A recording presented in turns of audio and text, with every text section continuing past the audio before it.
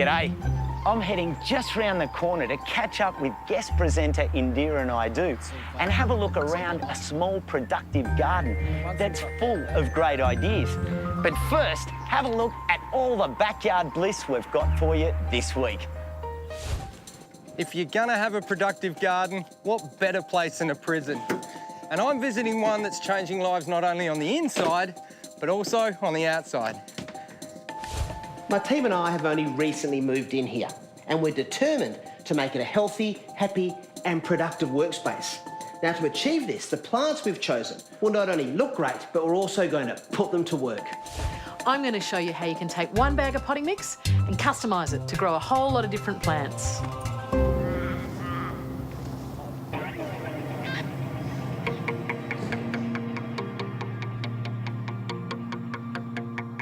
Risdon Prison is home to around 500 prisoners and the infrastructure you would expect. But it's also home to productive gardens. And those tomatoes look like they're going to be really good seedlings too.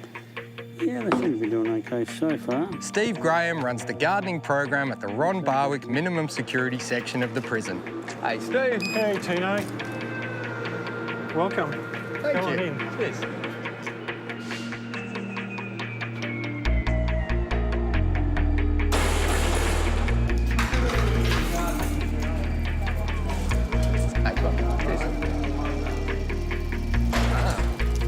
Here we go. We're going this way.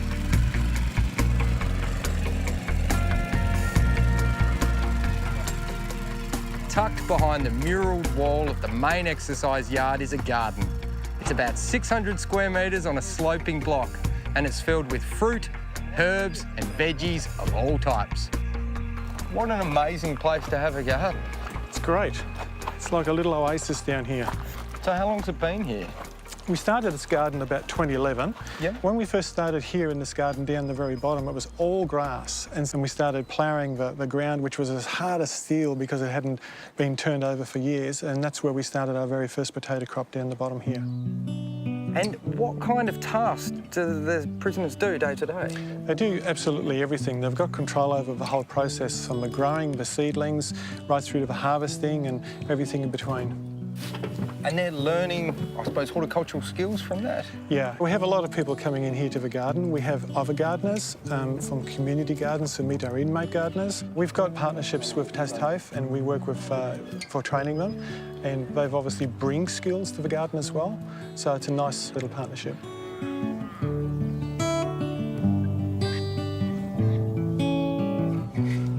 Now, we're not permitted to reveal the identities of the prisoners, so let's call this gardener Joe.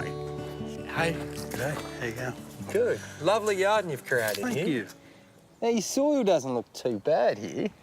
She's light and friable. Yeah, it's all right. It holds together. That's the main thing. Are you doing much to build the soil up? Only we just put our greens back into it and all that, just like compost and all that kind of stuff. Hopefully you get better soil over the years. Most definitely. That's all you can do. So what's your favourite crop to grow? Oh, to me, I reckon silver beet. Yeah? It's so easy to grow. Yeah. It's a quick turnaround as well. Yeah. We harvest it. We can harvest it very quickly. Like, hopefully, when the next crop comes along, I'll be able to get silver beet out every week. Yeah. So you got a successional planting too? Oh, yes. This is why we've got another bunch coming in behind it. And I just want to, over here, point this out. This is one of the nicest looking radish patches I think I've ever seen. Yes, looked after, well watered. Try one. Oh, good colour. The only thing is sometimes they can be a bit peppery, but... Oh, that's a good, sweet, mild radish. And a great thing to put in a veggie garden. Oh, yes, and quick turnaround. That's it. You're only looking at... 21 days. Yeah, from planting. From planting to box and out the gate. Produce is grown by the prisoners, collected by charity Second Bite and distributed to people and families in need all over Tasmania. We've grown about 12,800 kilos of fruit and veg, which is a lot from the 80 kilos of potatoes that we first started with. And this is about 24,000 meals, and that's a big effect on our community. Norm lives next door to the prison and has donated part of his land to the garden program. So how have you found the transformation in your block of land? Well, I mean, Tino, look around. I mean, from what it was just a barren piece of soil, really. And what you see today, I mean, with the pumpkin, with the corn that's up there, the broad beans that we recently harvested, the tomatoes over there. I mean, it's kind of, it goes on and on, doesn't it? I mean, there has been a great transformation. And there's new crops of pumpkins going in right now? There are. What about the transformation in the inmates? Gives them a chance to take the skills that they learn and actually give practical application. Gives them a sense of worth. Everyone in prison is going to be our neighbours. They're going to come out and be part of our community. And this starts to build the bridges and pathways in actually towards getting out.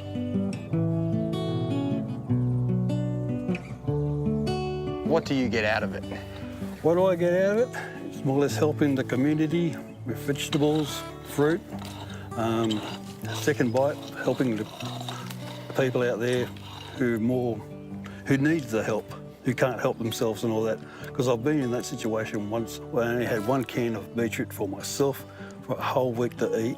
Well, growing vegetables, it's something much better than a can of beetroot.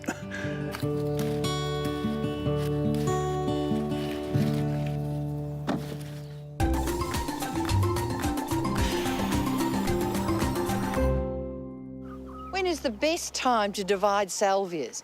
Well, many perennials like salvias are best divided in late winter, early spring, just as the new growth is about to happen. And you can see that this salvia, Salvia leucantha, the Mexican sage, is just finishing flowering. And you can also see down the base of it, there's lots of new growth just about to happen. And that is the perfect time to start to divide the salvias. I've just been asked, should I give my citrus lime or dolomite? Now, this is an interesting question because lime and dolomite provide calcium, and all plants, including citrus, need some calcium in order to remain healthy and vital. But most people would know that when you add lime or dolomite to the soil, it converts it from being acid to alkaline. It sweetens the soil, and citrus prefer an acidic soil. So what do? Well, I use shell grit, and I buy this shell grit from a produce store.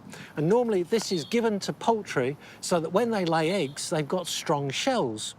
Now this breaks down very, very slowly in the soil. And over a number of years, it will provide all the calcium citrus need, but without changing the pH of the soil. So shell grit and citrus, well, it's a win-win. A frustrated gardener is wondering why her wisteria isn't flowering. Well, common reasons is that the plant may be too young, because they typically don't flower until they're 8 or 10 years on. Also, if it's being overfed during the growing season with a high nitrogen-based fertiliser, which means excessive foliage at the expense of flowers. Or if you've done an absolute hack job in pruning it and you've taken away the 1-year-old canes, which then develop buds and flowers the following year. You can address those, or do what I do and grow grapes.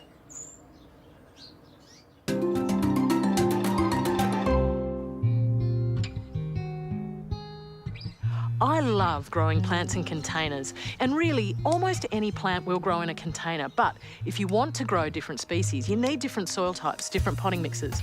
Of course, you can buy specialty potting mixes for almost every different plant type at the nursery, but I'm going to show you how you can also customise your own at home. Now, the first thing you need is a really good quality bag of potting mix. You want to look for the ticks, and they indicate it meets Australian standards. Once you've got that, you can start to add and subtract things to influence those properties. So things like manures, you've got composts and worm castings, they're great. Sharp sand, that'll improve drainage. And then, of course, fertilisers, which will give you more nutrients. So then from one basic bag, you can create a whole lot of different mixes.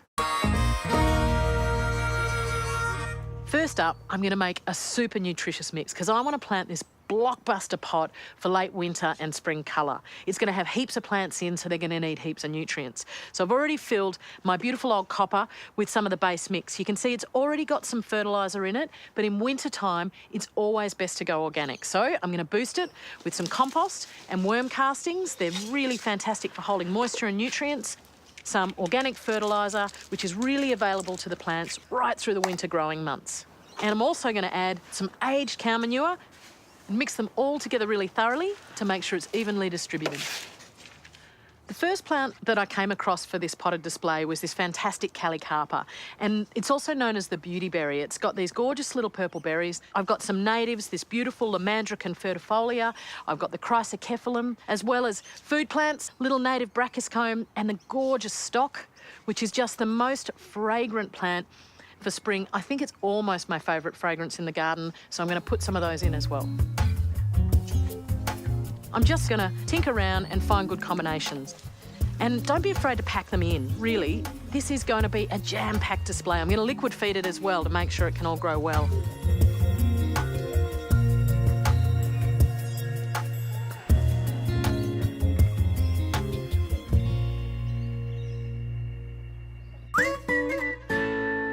The next thing I'm going to make is a seed raising mix. So for this one, I'm using the base mix. I'm not adding anything, I'm actually subtracting. And I actually just sieve the base mix. You can do this into a punnet, but I'm actually going to sow directly into this container. So I'm just going to sieve about a 5 ml layer. You can see those bigger particles can come out. We'll hang on to them for later. And that's going to give me a really nice fine tilth, you would say, in the garden, but in a pot, it's potting mix that the seed can actually be sown into. For a seed to feel confident to germinate, it needs consistent moisture and it needs to feel safely nestled in the soil. And that means nice fine particles that make contact with the seeds. So I'm going to sow some spinach seed, which is always best sown from seed directly. Put a couple of seeds in each hole. And of course with seed, always about twice as deep as it is wide, and water it in.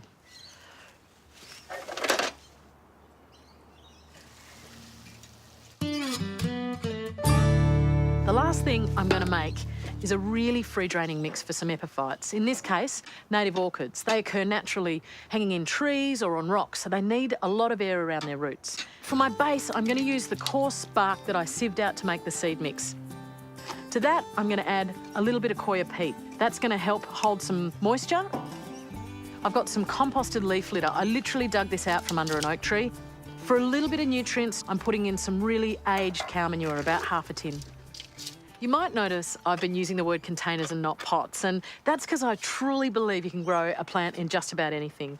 This is the top of an old sewerage pipe, and I think it makes a fantastic planter. You can put all sorts of things in here. I've done succulents and bromeliads, all sorts. So I've lined it with a little bit of paper bark to stop the media coming out of those larger gaps, and now I just have to fill it up.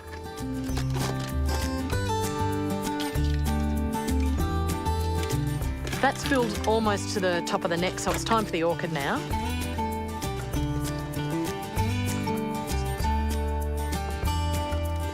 Then a little bit of backfilling with the coarsest material up around the roots. Was that Jane Edmondson's 3 taps? It's a good formula to remember. And that's ready to be watered. So there you go. That's one potting mix served 3 different ways. But there's heaps more information on the website. Have a go, be a bit creative and experiment yourself. Let me know how you go.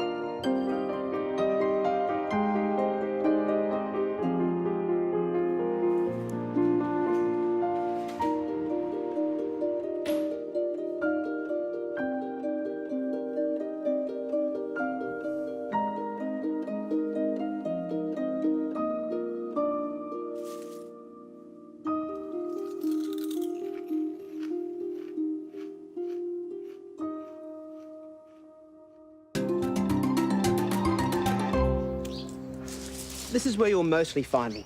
And to be honest, where I'm happiest. In my garden. But there is another side to me.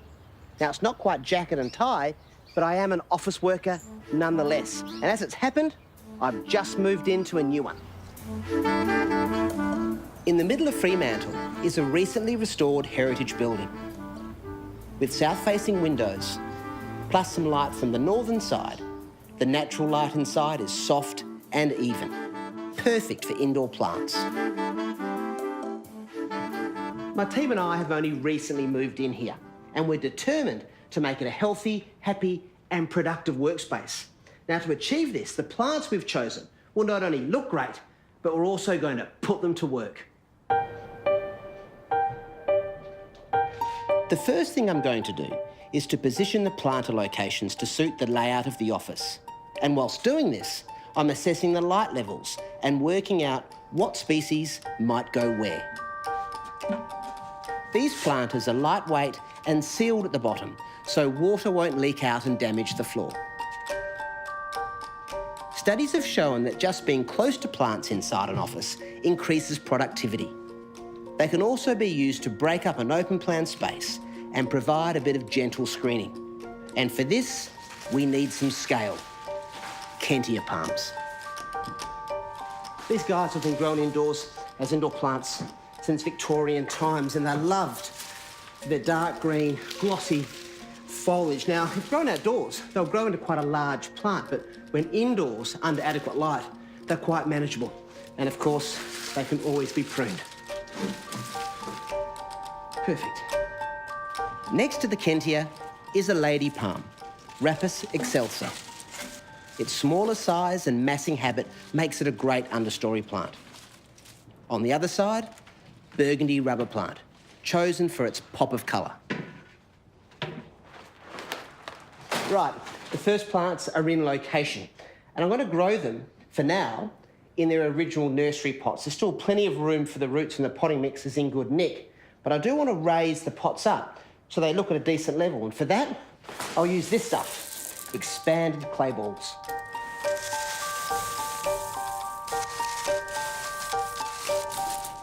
The other good thing about using this stuff, other than just raising the pot up, is that it helps to fill the void where water would otherwise pool and collect in the bottom of these containers. Now, as far as watering goes, plants like these with lots of lush leaves will need a small but regular drink probably every 2 to 3 days. Now, a sure sign of underwatering is clearly wilting, but the first sign of overwatering tends to be a browning and then a blackening of the tip, so don't overdo it. You'll soon get a feel for what your plants need just through observation. It's looking pretty good.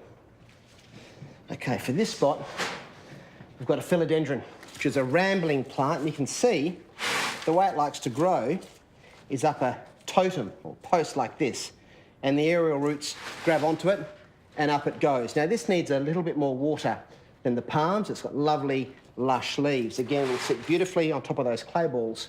And as it starts to grow, we're going to train it up this post.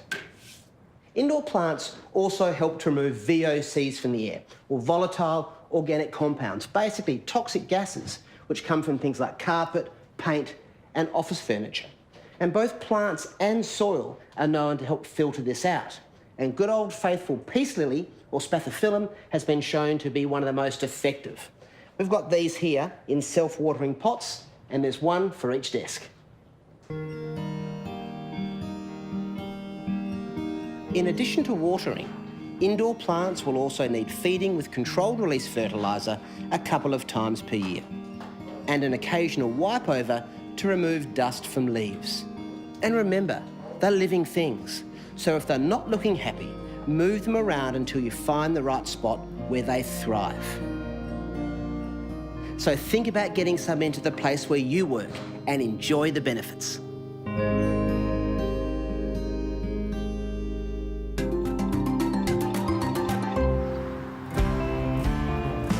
Another great day in Bondi, and I'm off to meet our guest presenter, Indira Naidu, for her last assignment. She's really excited to show me a garden that's branching out. It's close to her heart because she's been working with the community group behind it for over 10 years now. tracked you down, Indira. Hey, Costa, how But are I you? didn't... John, how you going? There you go. I didn't know about this place, and, you know, Bondi's my hood. I know that the childcare centre's there. I've ridden past here all the time, but I've never been into the back end of these properties. Well, it's been really exciting because the Wayside in Potts Point, the rooftop garden, which you know about, has now taken over this site. And what John, our wonderful horticulturalist, has been doing is converting this small courtyard space into a wondrous, edible, green, lush space for our homeless visitors to enjoy. So, and John, I think one of the biggest challenges has been the south-facing aspect of this property. Yeah, so I started working here in winter, and the only sunlight we had was about 1 metre along the back fence. So what we had to do was elevate the garden slightly just to bring everything up into the sun, and then you can see we've got raised beds along the back fence. It's a really simple technique that people can use, because all you're really doing is saying, hey, peekaboo, peekaboo, lift it up a little bit to catch those wedges of light between the block of units and the pergola and the roof of the building. That's it. Now, you know, I couldn't come empty-handed. It's a Greek thing, you know, when you come to someone's place for the first time and... Greek bearing gifts. A Greek bearing gifts and a Greek bearing Greek basil. I just thought we've got to give our insects plenty to eat across the season. Beautiful. So there's some I love basils. these. We're really trying to attract blue-banded bees and a bunch of other ones to pollinate out our tomatoes and chilies. So these really bring them in. John's other garden at the Wayside in Potts Point, which was also created to help feed those in need, was a similarly challenging site. But taking on the challenges of an inner urban space is something John relishes. Well, John, these veggie pots are obviously a fantastic design in terms of a small space protecting the plants from insects. The other thing I've noticed is how you've planted these seedlings. They're not in the traditional rows. Why is that? So we've used a bio-intensive planting pattern, and what it means is that as each plant grows, it grows out to touch the leaves of the other plants. And then you've got lots of, so you've got optimum use of spacage. So you don't have that 10-20% loss that you normally have in bare ground. It means that when you're watering, it stays a bit more humid underneath, and so you don't need to water as often. It's all about sustainability and a small budget. So lots of recycling. We're reusing a lot of the materials on site and then building them into the garden. Like this gabion wall, habitat for lizards and somewhere to sit and relax. We're building the boxes with dress stones on the outside. You've got 3 different sizes of stone. So you've got your dress stones at the front, and then you've got your medium-sized stones, and they go along the back just to hold the rubble in. Okay, and then once we've got them level, we can then use our tiny little stones, and they keep everything level so it won't tip inwards or tip outwards. Okay. So it's like a 3D jigsaw puzzle.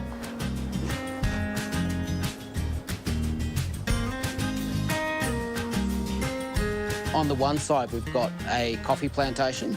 With the coffee, you've got other sort of tropical edibles. We've got ginger, beetle leaf, which I think we're going to have a little taste of later. Nice. And then we've got a range of different types of mint. On the western side of the building, where we get a lot more sun, we're doing different strata of local foods, the type of food that Indigenous people would have farmed for the last 30,000 years.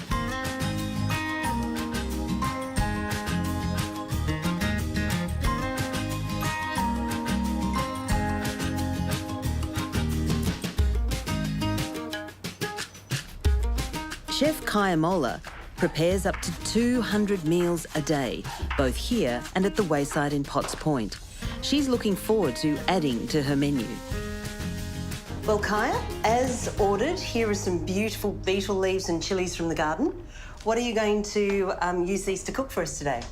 So I'm going to make a lemongrass beef with beetle leaves. So what ingredients are you most looking forward to using from the garden? Probably the natives in the garden, the bush tucker, or I haven't really done much with that before, but excited to experiment with those. This looks amazing. So you've got lemongrass, chili, and what other spices in your mince? Lemongrass, chili, I put a bit of honey, and then I've just got this radish, which is super peppery, and some coriander. Would you like one? Yes, I'd love to try one, thank you. So it's just a matter of rolling it up, isn't it? Yeah. And making it into a little parcel. That's delicious. Thank you. Really lovely. Got a bit of spice too. Maybe you just got really spicy taste. Maybe I did. Oh, no?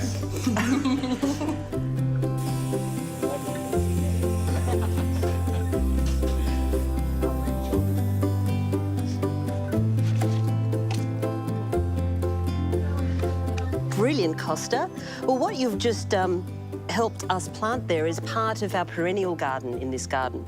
And what that means is that we'll be able to pick leaves from this garden right throughout the year, and it'll also be a wonderful insect habitat as well.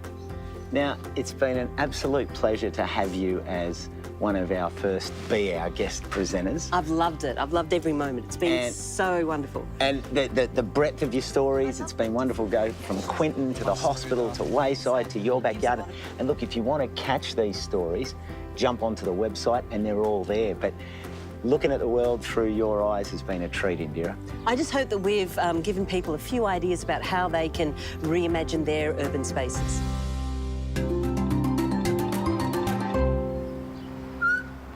That's all we've got time for now. But don't forget, Gardening Australia is open all week on Facebook, Instagram and our website. For now, have a look at what's on next week's show. I've done all sorts of stories from my garden over the years, and in all kinds of weather. But this time, I'm going behind the scenes to show you the big picture, how it all started, how the overall garden is designed, and how it all fits together. And if you're looking for something that's tough and colourful, will grow in the shade, the answer may well be clivias. And I cannot wait to show you a back garden that is chock-a-block full of them and the gardener that is behind it all. And it was on this very spot in Show Garden Alley last year that we came across the next of our guest presenters, Carolyn Blackman. Because there are so many